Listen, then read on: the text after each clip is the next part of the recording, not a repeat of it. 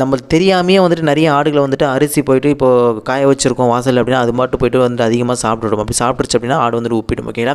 சரி, ஓகே. என்னுடைய ஆடு வந்துட்டு அரிசி தின்றுச்சு, நான் என்ன பண்ணணும் அப்படின்னு கேட்டிங்க அப்படின்னா அதுக்கான ட்ரீட்மெண்ட்டு சொல்கிறேன், நல்லா நோட் பண்ணிக்கோங்க. டே 1ல் வந்துட்டு அரிசி தின்றுச்சு அப்படின்னா அதுக்கப்புறம் இருக்கக்கூடிய 2 நாளைக்கு வந்துட்டு ஆடுகளுக்கு கம்பல்சரி தண்ணி வைக்கவே கூடாது. நல்லா புரிஞ்சுக்கணும்.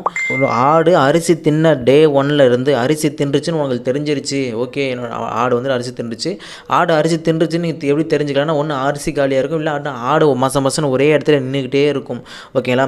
அசை போட்டுகிட்டே இருக்கும். ஓகேங்களா? அந்த மாதிரி இதை வச்சு நீங்கள் கண்டுபிடிச்சிக்கலாம். ஓகே, அரிசி தின்றுச்சு. இப்போ அடுத்து என்ன பண்ணணும்னா டே 1ல் இருந்து ஒரு 2 நாளைக்கு வந்துட்டு கம்பல்சரி வந்துட்டு தண்ணி கொடுக்கவே கூடாது ஆடுகளுக்கு. நான் சொல்கிறது பச்சை தண்ணி, எந்த தண்ணியுமே கொடுக்கக்கூடாது, எந்த லிக்யூடுமே கொடுக்கக்கூடாது. நிறைய பேர் சொல்லுவாங்க ஆடு அரிசி தின்னோடனே ஓடி போயிட்டு 7up வாங்கிட்டு வந்து கொடுப்பாங்க. அப்புறம் பார்த்தீங்கன்னா நிறைய லிக்யூட் சோடா வாங்கிட்டு வந்து ஊற்றுவாங்க.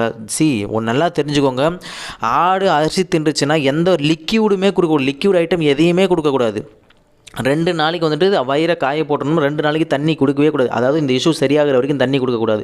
ஓகேங்களா?